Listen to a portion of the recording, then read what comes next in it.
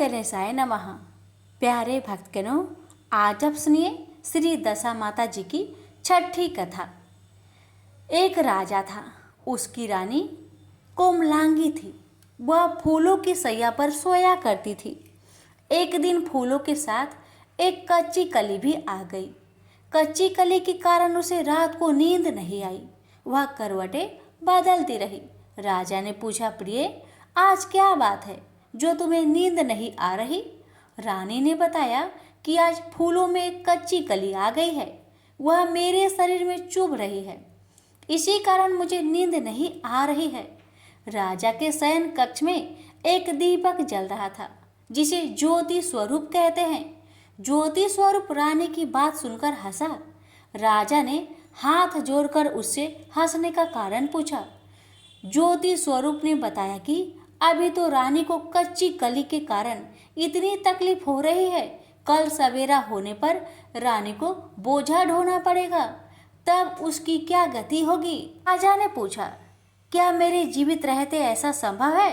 तब दीपक ज्योति स्वरूप ने उत्तर दिया, हाँ, संभव है। ज्योति स्वरूप की बात सुनकर राजा ने मन में सोचा कि जो वाणी कभी असत्य नहीं होती, होने को कौन टाल सकता है? रानी को अवश्य बोझ ढोना पड़ेगा, परंतु यह हो सकता है कि यदि मैं इसे एक संदूक में बैठाकर समुद्र में बहा दूं, तो संभव है कि यह बोझ ढोने से बच जाए, क्योंकि समुद्र में डूब जाने पर बोझा ढोने से बच जाएगी। राजा ने उसी समय रानी से कहा, चलो मैं तुम्हें तुम्हारे मायके में छोड़ आऊं, कुछ दिन वहीं पर रहना। रानी बोली, परंतु महाराज, मेरे मायके में तो कोई भी नहीं है, मैं वहाँ किसके पास रहूँगी? राजा ने कहा कि तुम्हारे गोत्रज संबंधी वहाँ बहुत अच्छी दशा में हैं, मैं उन्हीं के पास तुमको भेज देता हूँ। रानी ने राजा की बात मान ली। रानी ने बहुमूल्य आभूषण और कीमती वस्त्र धारण किए। तब राजा ने रानी को संदूक में बैठाकर नदी में बहा दिया। वह नदी समुद्र में ऐसी जगह मिलती है जहाँ पर राजा के बहनोई का राज्य था। समुद्र से मोती निकलने का ठेका राजा के बहनोई ने ले रखा था। वह संदूक बहता बहता जब राजा के बहनोई के इलाके में पहुंचा, उसने मल्लाहों को आज्ञा देकर संदूक को समुद्र से बाहर निकलवा लिया।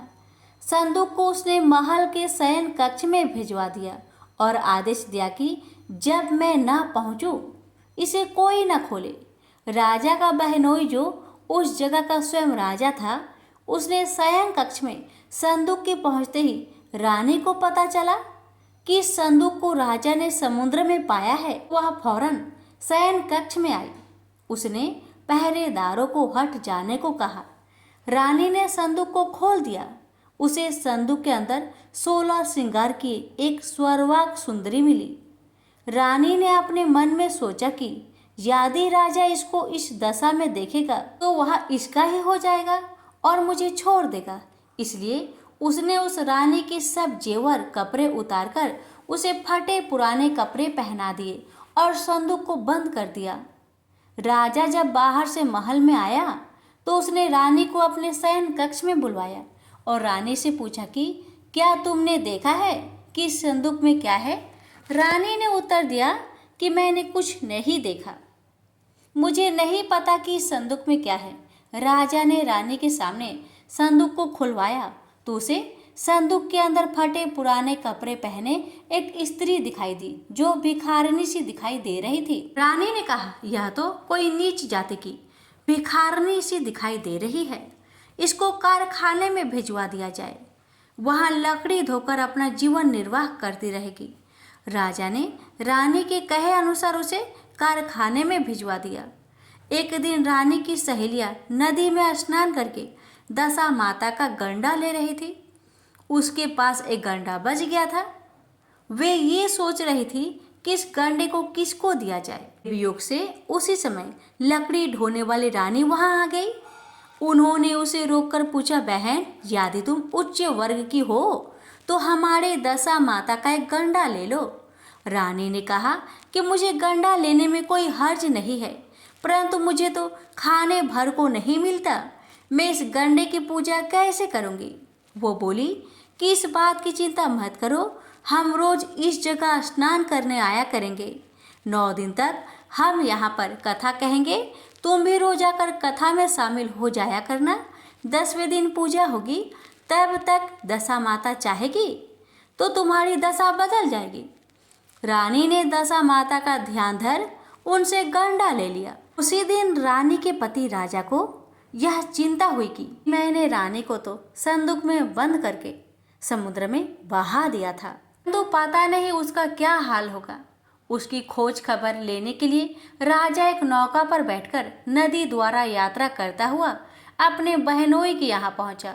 संध्या के समय वहाँ अपनी बहन से बोला, मेरे हाथ पैरों में बहुत दर्द हो रहा है, किसी दबाने वाले को बुलवाओ।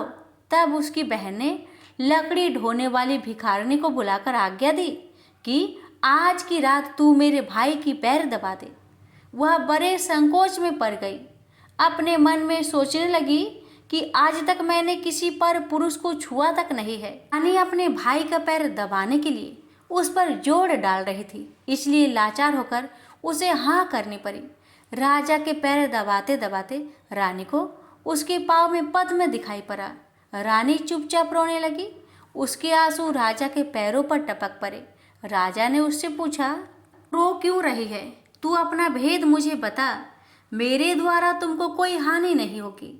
रानी बोली कि जैसा पद्म आपके पैर में है वैसा ही पद्म मेरे पति के पैर में भी था।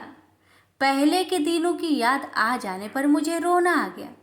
राजा ने उसे पहचान लिया। राजा बोला, तुम्हें पैर दबाने की जरूरत नहीं, तुम्हारे भाग्य में जो लिखा था वह तुम्हें भोगना ही पड़ा। मैंने उसे टालने के लिए जो उपाय किया था उसका नतीजा उल्टा ही निकला। तुम्हें मेरे जीते ही लकड़ियां धोनी पड़ी। राजा ने अपनी धोती उतारकर रानी को दे दी। रानी एक कोने में पड़कर सो गई। सवेरा हुआ परंतु अतिथि राजा सोकर नहीं उठा और न पैर दबाने वाली दासी ही कमरे से बाहर निकली। राजा के बहन को चिंता होने लगी। थोड़ी देर बाद दासी कमरे से बाहर निकली और कारखाने में काम करने चली गई। रानी ने कमरे में जाकर अपने भाई को जगाया। उसका भाई बोला, मेरी तबीयत ठीक नहीं है, मेरा सिर दर्द कर रहा है, मैं अभी आराम करना चाहता हूँ, मेरा जी बहुत व्याकुल हो रहा है। रानी ने पूछा कि आखिर बात क्या है, कुछ तो बताओ। राजा ने कहा, बड़ी शर्म की बात है, मैंने तुम्हारे भाउज को जानबूझकर संदूक में बैठाकर तुम्हारे पास इसलिए भेजा था कि इसे यहाँ आराम से रखा जाएगा, परंतु उसे तो यहाँ लकड़ियाँ ढोनी पड़ रही है कि तुमने सारे गहने कपड़े उतारकर उसे रास्ते की भिखारिनी बना दिया। उसकी बहन बोली, मैंने उसे पहचाना ही नहीं। उसने दासियों को भेजकर उसे चुपचाप अपने पास बुलवाया। उसके आने पर बहने ने अपनी भाउज से माफ़ी मांगी, उसके पैर पकड़ लिए। कुछ दिनों तक वह अपने बहनोई बहन के घर रहकर रानी को साथ लेकर राजधानी लौट आया। रानी ने अपने महल में पहुंचकर सुहागिनों को न्योता भेजा। बड़े धूमधाम से दशा माता के गंडे की पूजा की और नगर में ढिंढोरा पिटवाया कि आज से अमीर गरीब सब दशा माता का गंडा लिया करे और श्रद्धा पूर्वक पूजा किया करे। जिसके पास पूजन पारण के लिए धन की कमी हो वह हमारे कोठर से ले जाया करे। जिस प्रकार रानी के दिन दशा माता ने फेरे, वैसे ही सबकी दशा को ठीक करे। प्रेम से बोलिए श्री दशा माता की जय। एक गांव था। उस गांव में ढेर सारे गरीब ग्वाला परिवार रहते थे। सारे ग्वाला लोग बहुत कष्ट से अपना जीवन व्यतीत कर रहे थे, क्योंकि उस गांव में आमदनी बहुत कम था। जितना भी गाय और भैंस मिलकर दूध देते थे, उसे बेचकर जितना पैसा मिलता उसे घर संसार बहुत मुश्किल से चलता था। एक दिन की बात है, पैसा के कमी के कारण ग्वाला गांव के माता पिता गाय को दाना पानी खरीदकर खिला नहीं पा रहे थे, क्योंकि पैसा था ही नहीं उनके पास। जो थोड़ा बहुत पैसा था उसे अपना घर संसार चलाते थे। इसी कारण से ग्वाला ने अपने बच्चों से कहा, सुनो बच्चों, पास ही में एक छोटा सा जंगल है जिसमें ढेर सारी छोटे छोटे पेड़ पौधे घास फूस लगे हुए हैं। आज से तुम सभी बच्चे मिलकर अपने अपने गाय भैंस को लेकर उस जंगल में चराने जाना, और जब गाय भैंस घास चर लेगी तो शाम को अपने अपने गाय और भैंस को लेकर गांव में चले आना। अब उस गांव के सारे बच्चे अपने अपने घर के गाय और भैंस को लेकर पास के जंगल में चले जाते और गाय भैंस को छोड़ देते घास चरने के लिए। गाय भैंस तो आराम से घास चरने में लग जाते, लेकिन सारे बच्चे बोर हो जाते, उन्हें अच्छा नहीं लगता बैठे बैठे। उन सारे बच्चे में एक लड़की थी जिसका नाम श्यामा था। श्यामा कहने लगी, आओ भाइयों, मेरे दिमाग में एक आइडिया चल रहा है। वो जो सामने एक तालाब है ना, उसके पास बैठकर हम सभी पूजा खेलेंगे। मैं यहाँ पर दुर्गा माँ की मूर्ति बनाती हूँ और तुम सभी मिलकर जंगल से फूल और फल तोड़ कर लाना। हम सभी मिलकर माँ दुर्गा की पूजा करेंगे। इससे माँ दुर्गा की पूजा भी हो जाएगी और हम बोर भी नहीं होंगे और हमारी गाय भैंस घास चर भी लेगी। तो श्यामा बालू मिट्टी से माँ दुर्गा की छोटी सी मूर्ति बनाती है और सारे बच्चे पेड़ पौधे से फल फूल तोड़कर लाते हैं। और अगरबत्ती के लिए पास में ही एक नीम का पेड़ था। श्यामा कहती है, सुनो भाइयों, इस पेड़ पर चढ़कर जो सूखा नीम का खर होगा उसे ही तोड़ लेना। उसे हम सभी मिलकर पत्थर से जलाकर माँ दुर्गा के सामने रख देंगे। अब जब सारा सामान इकट्ठा हो गया तो श्यामा मूर्ति के सामने फल फूल चढ़ा देती है और नीम के खर को पत्थर से जलाकर माँ दुर्गा के पास रख देती है। सारे बच्चे भी फल फूल चढ़ा देते हैं और नीम के खर का अगरबत्ती पत्थर से जलाकर माता रानी के सामने रख देते हैं, लेकिन वह नीम के खर अगरबत्ती में बदल जाती है। ये देखकर बच्चे हैरान हो जाते हैं। उन्हें लगता है कि इस नीम की लकड़ी में जादू है, इसे जलाने से अपने आप अगरबत्ती बन जा रही है। बच्चों का दिमाग बच्चे जैसा ही था। उन्हें तो बस देख देख कर पूजा कर कर के बहुत आनंद आ रहा था। पूजा करते करते कब शाम हो गई उन्हें पता भी नहीं चला। जैसे ही शाम हुआ सारे बच्चे अपने अपने गाय भैंस को लेकर अपने गांव को चल दिए। अब फिर जैसे सुबह हुआ, फिर सारे गांव के बच्चे अपने अपने गाय भैंस को लेकर जंगल में चल दिए और ठीक कल की तरह ही फिर से जंगल के फल फूल से नीम के खर से माता रानी की पूजा करने लगे। इस तरह से हर रोज पूजा करते देख माता दुर्गा सारे बच्चे पर प्रसन्न हो जाती है और अपने असली रूप में 10 हाथ लेकर सारे बच्चे को जंगल में दर्शन देती है। माता रानी को देखकर सारे बच्चे डर के मारे इधर उधर भागने लगे। ये देखकर माँ दुर्गा कहने लगी, बच्चों तुम डरो मत, भागो मत, मैं माँ दुर्गा हूँ, जिसकी तुम हर रोज पूजा कर रहे हो वही मैं दुर्गा हूँ। तुम डरो नहीं, मैं तुम सभी बच्चों से बहुत खुश हुई हूँ, इसीलिए मैं तुम सभी को दर्शन देने आई हूँ। तुम सब बच्चे मुझसे वरदान मांगो, मैं तुम्हें वरदान देना चाहती हूँ। तभी सभी बच्चे में से श्यामा कहने लगी, माँ हम क्या मांगे, हमें तो कुछ मांगने आता ही नहीं है। बस मैं इतना जानती हूँ जी हमारे गांव में सभी बहुत दुख से जी रहे हैं, बहुत कष्ट से जी रहे हैं। बस मैं चाहती हूँ कि हमारे गांव के सारे दुख तकलीफ समाप्त हो जाए। श्यामा की बातें सुन माँ दुर्गा कहने लगी, बेटी तुम सभी अपने गांव जाओ, जाकर अपने माता पिता से कहो आश्विन मास के नवरात्रि आने वाली है, उस गांव में मेरी पूजा को श्रद्धा भक्ति के साथ कराओ।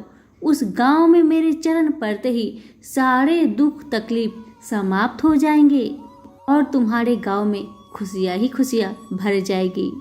इतना कहकर माँ दुर्गा अंतर ध्यान हो जाती है। अब सारे बच्चे अपने अपने गाय भैंस को लेकर अपने गांव को चल दिए और जैसे गांव में पहुंचते हैं तो अपने माता पिता से कहते हैं, माँ पिताजी, हमने जंगल में ना 10 हाथ वाली दुर्गा माँ को देखा। सभी बच्चे इसी तरह से अपने अपने माता पिता को कहने लगे, लेकिन बहुत सारे माता पिता थे जिन्होंने विश्वास कर लिया और बहुत से ऐसे माता पिता थे उन्हें लग रहा था कि हमारे बच्चे ऐसे ही झूठ बोल रहे हैं। लेकिन सभी बच्चों की बातें सुन गांव के मुखिया ने कहा, इस बात में कुछ न कुछ सच्चाई है, इसलिए इस साल की नवरात्रि हम सभी मिलकर धूमधाम से करेंगे। सभी बच्चे मिलकर सभी के घर से थोड़ा थोड़ा पैसा मांगकर इकट्ठा करते हैं और उसी पैसे से माँ दुर्गा की गांव में स्थापना करते हैं और उनका विधि विधान के साथ पूजन करते हैं। गांव वालों के श्रद्धा भक्ति को देखकर माँ दुर्गा प्रसन्न होकर उस गांव में अपने चरण को रख देती है, जिसके कारण उस गांव के सारे दुख तकलीफ समाप्त हो गए। माता रानी का उस गांव में वास हो गया। जहां माता रानी ने चरण रखा था वहां का मुखिया ने वहां पर एक बड़ा सा मंदिर बनवा दिया। माता रानी के कृपा से सभी गांव वाले सुखी जीवन व्यतीत करने लगे। उनके सारे दुख तकलीफ माता हर ले गई और घर में अन्न धन के भंडार भर गई। अब तो हर साल नवरात्रि आने पर उसी मंदिर में सारे गांव वाले मिलकर माँ दुर्गा का विधि विधान से पूजा करते रहे, जिस कारण उस गांव के सभी लोग हमेशा सुखी रहने लगे। तो बोलिए प्रेम से माँ दुर्गा की जय हो।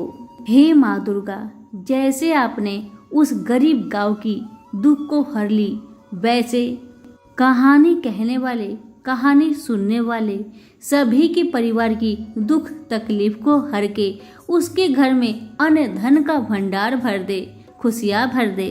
तो प्रेम से बोलिए माता रानी की जय हो। एक गांव था जिसमें एक सेठ जी अपने परिवार के साथ रहते थे। सेठ जी के गांव के पास के शहर में एक बड़ा व्यापार था।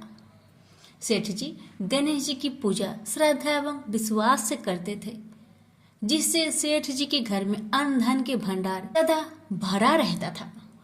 उनके जीवन में किसी प्रकार की कोई भी कमी नहीं थी। वह नित्य प्रतिदिन नियम अनुसार रोज वो नदी पर नहाने जाते और आकर गणेश जी की पूजा करते थे, उन्हें भोग लगाते थे और फिर स्वयं भोजन करते थे। यह बात सेठानी जी को अच्छी नहीं लगती थी।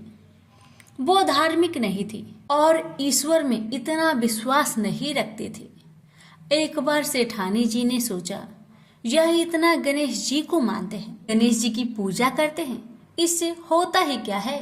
आज तो देखती हूँ वो कैसे गणेश जी की पूजा करते हैं।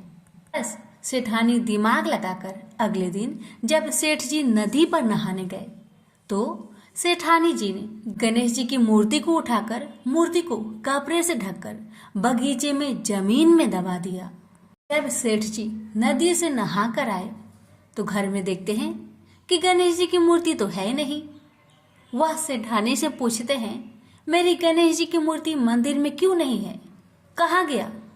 तो सेठानी जी बोलती है, मुझे नहीं मालूम। सेठ जी गणेश जी को बहुत ढूंढते हैं पर उनकी मूर्ति घर में नहीं मिली। उस दिन सेठ जी गणेश जी का पूजा नहीं कर पाए और न ही उनको भोग लगा पाए।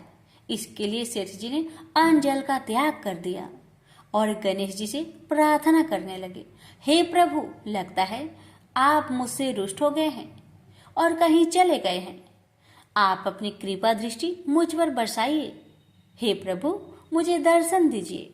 अब सेठ जी ने मन ही मन प्रतिज्ञा किया कि जब तक मुझे मेरे गणेश जी नहीं मिल जाते, मुझे दर्शन नहीं देते, मैं तब तक अन्न जल का त्याग करता हूँ। उस दिन पूरा दिन निकल गया। रात्रि में सेठ जी की भक्ति से प्रसन्न होकर गणेश जी भगवान ने सपने में गणेश जी भगवान एक छोटे से चूहे के साथ खेल रहे थे और चूहे को खाने को लड्डू दे रहे थे। चूहा लड्डू लेकर बगीचे में जाता है और जमीन को खोदता है और लड्डू वहीं डाल देता है। अचानक सेठ जी की नींद खुल जाती है। सेठ जी बगीचे में जाते हैं और वहीं खोदने लगते हैं जहां पर उन्होंने चूहे को सपने में लड्डू दबाते हुए देखा था। ठीक वहीं पर खोदते हैं। गणेश जी की कृपा से, उनकी आशीर्वाद से वहीं पर गणेश जी की मूर्ति कपड़े में लिपटा हुआ मिट्टी के अंदर छुपा हुआ था। सेठ जी ने गणेश जी की मूर्ति को प्रणाम करके उन्हें लेकर घर आया और अच्छे से साफ सफाई करके उनकी पूजा की, उन्हें भोग लगाया। देखकर सेठानी ने पूछा, आपको गणेश जी कहाँ मिले? सेठ जी सेठानी जी से सपने की सारी कहानी बताते हैं। वह बात जानकर सेठानी जी को बड़ा आश्चर्य हुआ। सेठानी को मन ही मन श्रद्धा एवं विश्वास से गणेश जी भगवान की भक्त बन जाती है और सेठ जी से कहती है कि मुझसे बड़ा भारी अपराध हो गया है। अब हम दोनों पति पत्नी प्रेम सहित गणेश जी भगवान की आराधना करेंगे एवं उनकी पूजा में कोई भी कमी नहीं आने देंगे। यह सुनकर सेठ जी बड़े प्रसन्न हो जाते हैं और दोनों पति पत्नी गणेश जी भगवान को धन्यवाद करते हैं। जय बोलिए गणेश भगवान की जय, सदा ही जय। प्रभु अपनी अनुकंपा सेठ सेठानी के समान ही हम सभी पर बनाए रखना। कहानी सुनने वालों की सभी मनोकामनाएं पूर्ण करना।